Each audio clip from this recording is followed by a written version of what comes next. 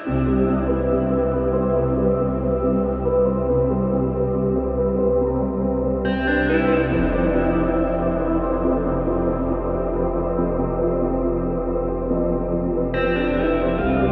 आप पाकिस्तान से कोरिया का विज़िट अप्लाई करना चाहते हो और आपको लगता है कि आपको पैसों से वीज़ा मिल जाएगा, तो आप बिल्कुल गलत हो। बहुत से लोगों के साथ ये होता है कि उनका वीज़ा कोरियन एम्बेसी रिजेक्ट कर देती है और उसकी जो है ना वो क्लियर रीज़न्स होती हैं जिनकी वजह से उनका वीज़ा रिजेक्ट हो जाता है। लेकिन जो एम्बेसी होती है वो आपको डिटेल्स कभी भी नहीं बताती, उसकी क्लियर रीज़न्स होती हैं। उसकी रीज़न्स क्या होती हैं, अगर वो आपको जाननी है तो आपको इस वीडियो को मुकम्मल देखना पड़ेगा। आप जब इस वीडियो को मुकम्मल देखेंगे तो मैं आपको 100% गाइडेंस दूँगा कि कौन सी रीज़न्स होती हैं जिनकी वजह से आपका वीज़ा कोरियन एम्बेसी रिजेक्ट कर देती है। सो इस वीडियो को एंड तक लाजमी देखना। अगर आप इस वीडियो को एंड तक देखेंगे तो एंड में मैं आपको एक ज़रूरी बात बताऊंगा जो एजेंट्स आपको कभी भी नहीं बताते। अस्सलाम वालेकुम एवरीवन, मेरा नाम अफसान हैदर है। मैं कोरिया के अंदर रह रहा हूँ। इस चैनल पे मैं आपको कोरिया से रिलेटेड 100% परफेक्ट गाइडेंस देता हूँ। अगर आप पाकिस्तान से कोरिया विज़िट करना चाहते हैं या वर्क वीज़ा पर कोरिया आना चाहते हैं तो मेरे चैनल को लाजमी सब्सक्राइब कर दें, क्योंकि जहाँ पे आपको 100% ऑथेंटिक गाइडेंस मिलती है और बहुत ज़्यादा प्रैक्टिकल गाइडेंस मिलती है। सबसे पहली रीज़न जो होती है आपका वीज़ा रिजेक्ट होने की, वो रीज़न होती है आपके इनकम्प्लीट डॉक्यूमेंट्स। बहुत सारे लोग सोचते हैं कि हमने फॉर्म फिल करके दे दिया है तो हमारा वीज़ा अप्रूव हो जाएगा, लेकिन ऐसा नहीं होता। क्योंकि जो एम्बेसी होती है वो सिर्फ आपका फॉर्म नहीं देखती, उसको बिल्कुल जेन्युइनली चेक करती है, हर एक फैक्ट चेक करती है, डिटेल्स चेक करती है। देन उसके बाद वो डिसाइड करती है कि उसको आपको वीज़ा ग्रांट करना है या रिजेक्ट करना है। इसमें जो सबसे कॉमन चीज़ होती है आपके डॉक्यूमेंट्स के अंदर वो ये होती है, जो एम्बेसी चेक करती है कि क्या आपके डॉक्यूमेंट्स एक दूसरे के साथ मैच कर रहे हैं या नहीं कर रहे हैं। एक डॉक्यूमेंट पे आपने एक डेट लिखी हुई है, दूसरी डॉक्यूमेंट पे आपने और डेट लिखी हुई है, तीसरी डॉक्यूमेंट आपका जो ट्रैवल प्लान है उस पर आपकी और डेट है। और इवन जब एम्बेसी आपसे डिटेल्स पूछती है, ट्रैवल प्लान पूछती है, तो आप कंफ्यूज हो जाते हो, आप कॉन्फिडेंट नहीं होते, तो most of the time chances यही होते हैं कि आपका वीज़ा एम्बेसी रिजेक्ट कर देती है। आपका जॉब लेटर, आपकी बैंक स्टेटमेंट और आपका ट्रैवल प्लान, ये तीनों डॉक्यूमेंट्स जब एक दूसरे से 100% मैच नहीं करते, इनमें कोई आपसे मिस्टेक्स हो जाती हैं, तो जिनकी वजह से मोस्टली चांसेस होते हैं कि एम्बेसी आपका वीज़ा रिजेक्ट कर देती है। अगली जो मेन रीज़न होती है जिसकी वजह से आपका वीज़ा रिजेक्ट हो जाता है वो होती है आपकी वीक बैंक स्टेटमेंट। आपको लगता है कि आपके अकाउंट के अंदर पैसे इनफ मौजूद हैं तो ये काफ़ी हैं, लेकिन जो एम्बेसी होती है वो जब आपकी बैंक स्टेटमेंट को चेक करती है तो वो सिर्फ आपके पैसे नहीं चेक करती, वो आपकी हिस्ट्री चेक करती है। स्पेशली जब आपके आखिरी 1-2 महीने में पैसे आपके अकाउंट के अंदर डिपॉजिट हुए हों तो एम्बेसी ज़रूर चेक करती है कि ये जो पैसे हैं ये सिर्फ वीज़ा हासिल करने के लिए जो है ना वो बैंक के अंदर डिपॉजिट किए गए हैं। तो हिस्ट्री आपकी क्योंकि स्ट्रॉन्ग नहीं होती, तो ये भी एक वैलिड रीज़न होती है जिसकी वजह से आपका वीज़ा रिजेक्ट हो जाता है। अगली जो रीज़न होती है वो होती है आपकी ट्रैवल हिस्ट्री। आपकी ट्रैवल हिस्ट्री जितनी ज़्यादा स्ट्रॉन्ग होती है आपको वीज़ा मिलने के चांसेस उतने ज़्यादा अच्छे हो जाते हैं।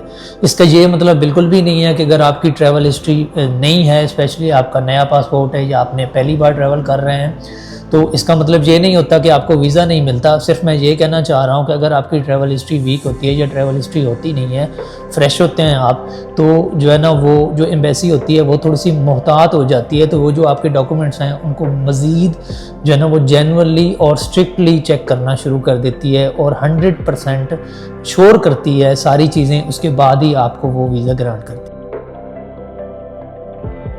दूसरा, आपकी डेट्स भी मैच नहीं कर रही होती तो एम्बेसी समझ रही होती है कि भाई आपको वीज़ा ग्रांट नहीं करना। इसके अलावा एक रीज़न ये भी होती है कि आपका जो पर्पज़ ऑफ विज़िट होता है वो क्लियर नहीं होता। एम्बेसी जब आपसे इंटरव्यू करती है वो आपसे पूछती है कि आपने कहाँ पे जाना है, किस दिन जाना है, किस दिन क्या करना है, आपका ट्रैवल प्लान क्या है। तो आप जब कॉन्फिडेंटली उनको नहीं बता पाते तो एम्बेसी थोड़ी सी मोहतात हो जाती है, और ये भी एक रीज़न हो सकती है। अगर आप कॉन्फिडेंटली उनको जवाब ना दे पाएँ तो एम्बेसी ऑफ द चांसेस आपका वीज़ा रिजेक्ट भी कर देती है। अगर आपकी पाकिस्तान के साथ स्ट्रॉन्ग टाइज नहीं है तो भी ये भी एक रीज़न हो सकती है आपका वीज़ा रिजेक्ट होने की। स्पेशली अगर आपकी जॉब स्टेबल नहीं है, आपका बिज़नेस स्टेबल नहीं है, आपके पास बिज़नेस का जॉब का कोई स्टेबल प्रूफ नहीं है, तो एम्बेसी को ये शक पड़ जाता है कि क्योंकि इसका बिज़नेस या इसकी जॉब या इसकी पाकिस्तान के साथ टाइज स्ट्रॉन्ग नहीं है, तो होता है कि हो सकता है ये बंदा वहाँ पे ओवरस्टे करे और वहाँ से स्लिप हो जाए। तो इस वजह से आपका वीज़ा रिजेक्ट कर देती है। तो मेक श्योर करें कि आपका जो जॉब लेटर है वो भी कंफर्म हो, एनओसी वगैरह भी सही हो, उसके अलावा आपकी जो बिज़नेस है उसके भी जो डॉक्यूमेंट्स हैं वो 100% ऑथेंटिक हों।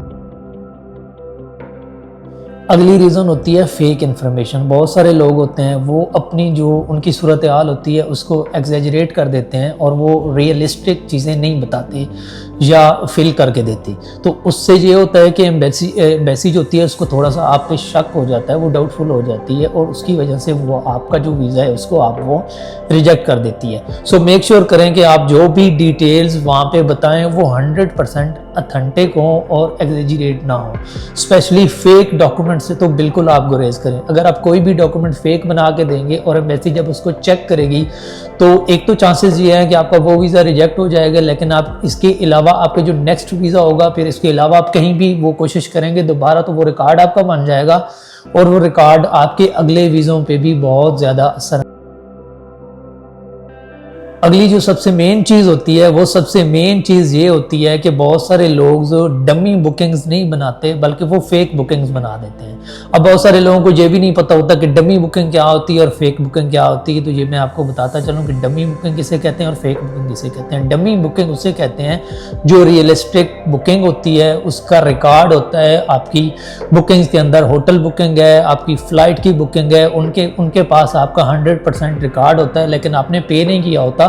वो जब आप चेक इन करते हैं तो फिर आप पे करते हैं, इसको बोलते हैं डमी बुकिंग। और जो फेक बुकिंग होती है वो फोटोशॉप होते हैं। आप कोई भी डॉक्यूमेंट निकाल के इंटरनेट से, गूगल से उसको आप जो है ना वो साथ लगा देते हैं कि ये मेरी बुकिंग है, लेकिन जब एम्बेसी उस होटल से जो उस फ्लाइट या एयरलाइन से रब्ता करती है और कंफर्म करवाती है तो वहाँ पे आपका रिकॉर्ड कोई नहीं होता, या इफ़ आपका रिकॉर्ड होता भी है तो वो डेट्स एक्सपायर हो चुकी होती हैं। तो भी जो एम्बेसी होती है वो आपका वीज़ा 100% रिजेक्ट कर देती है।